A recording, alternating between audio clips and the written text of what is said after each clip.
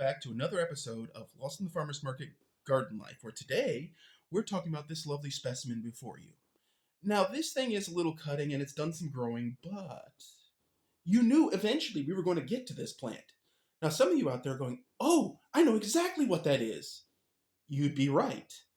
Its scientific name is Epipremnum aureum, and its specific variety is either Njoy, Njoy, or Pearls and Jade, and it is devil's ivy. That plant that sometimes gets called philodendron when it's totally not a philodendron. They're morphologically different.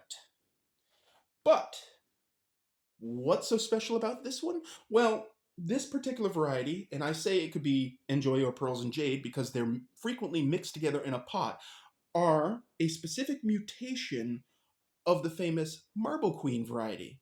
Marble Queen is hit or miss with color, variegation, and vigor, but these two are improved mutations of it, and so they don't have as much of the problems.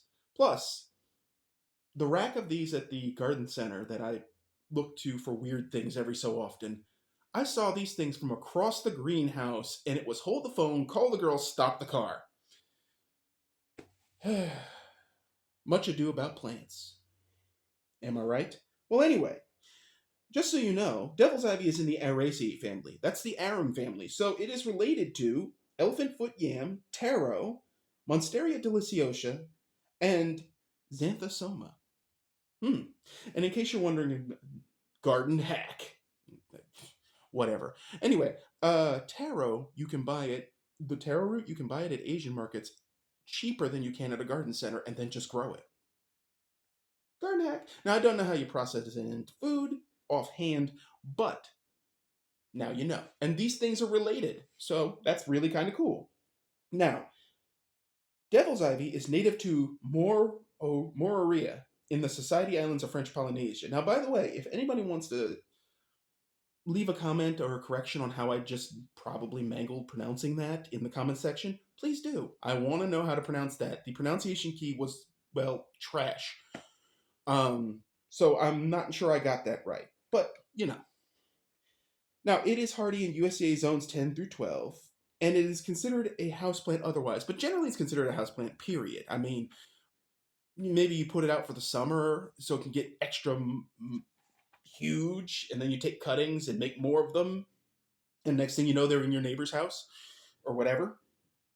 The soil pH preference is 6 to 6.5, and it requires a potting soil with good drainage, because actually root rot can be a problem for these plants. The exposure is bright and direct, but it tolerates low light. See, philodendrons, it's called devil's ivy because it's hard to kill. So low light is a thing. The more variegated it is, the less direct light it's going to need. If you want to keep the variegation, the more direct light it gets, the higher the possibility that the plant might say, screw you guys, I'm going home, and then it might mutate out of its color and produce straight or nearly green shoots, which you then have to remove and separate to prevent the plant from being overcome by the more vigorous solid green growth. This is called reversion typically in the business, and it happens on plants that are not, the term would be color fast sometimes, but basically it's a mutation and an environmental alteration for the plant's survival because the variegation does nothing for your plant. Not a dang thing. Anyway, the vines, in terms of height, the vines may exceed 6 feet. And the width is about the same as the height, but typically a plant like this will need pruning to be bushier because every time you nip off a piece of vine, a tip, it'll side shoot. And you can use that to your advantage to make a bushier plant, especially if you're training it up something. And these things will climb up your kitchen cabinets if they're made out of wood. Don't ask me how I know this. Anyway, these plants are also known as, they have a bunch of other aliases for their horticultural crimes. Golden pothos, Ceylon creeper, hunter's robe. Now I really like that one. That hunter's robe. That sounds all fantasy RPG. Hunter's robe, and it's made out of plants. Ivy arum, silver vine, which by the way is a totally different plant, which is why we don't rely on common names too much. Solomon Islands ivy, taro vine. Okay, and actually there were more, but they got more weird and esoteric as I went along. So I went with the ones that were agreed upon in the books in my library. Now then, this plant is often called devil's ivy because it's hard to kill. It will remain green even if kept in the dark, which is true.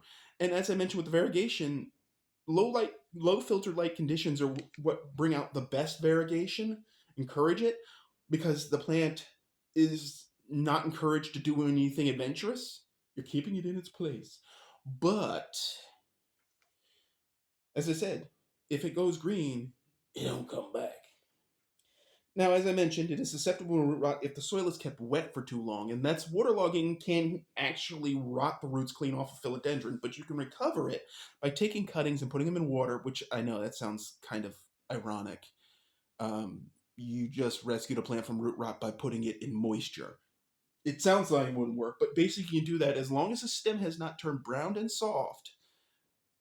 If it has, by the way, you cut that part off and you get the rest in water, you may be able to salvage your plant. But you don't want wet, clay, non-draining soils in regular potting mix will be fine. Now this plant was first described in 1800. It was named Pothos aureus at the time, henceforth the name golden pothos. Aureus means gold, so there you go. Oh, aureum in the current name also means gold. It's just a different inflection. Anyway, it then became, and this is going to be one heck of a name, Rhaphidodontophoria.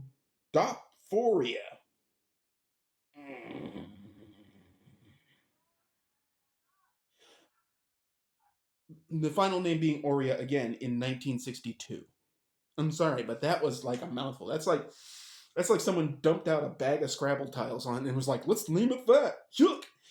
Thankfully, scientists noticed its similarity to Epipremnum pinnatum and changed its name to Epipremnum, which is a bit easier to pronounce, even though the M's and the N's can be confusing if you're not really paying attention.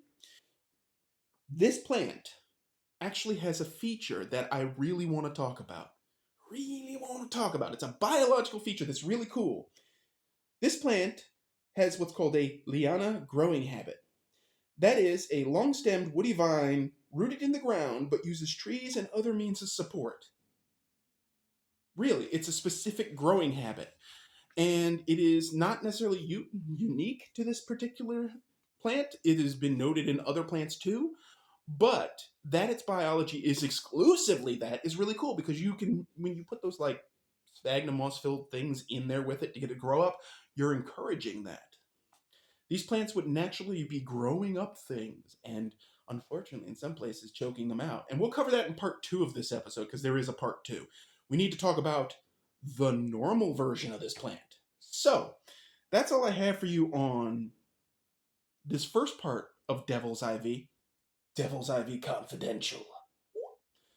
So stay tuned for the next episode, which will be coming out rather quickly. I'm filming these side by side. It's houseplant season. And if you have any questions about this variety, like what to look for, any additional care information, or you have any tips and tricks you'd like to share, go ahead. Put them in the comments section. I always love to hear from everyone who watches these videos. By the way, this episode is not sponsored by those books on the table, but they are good suggestions for bribing that garden someone you know because they're good reads. I wouldn't recommend the one labeled poison to anybody who's having a bad divorce, though. Just saying.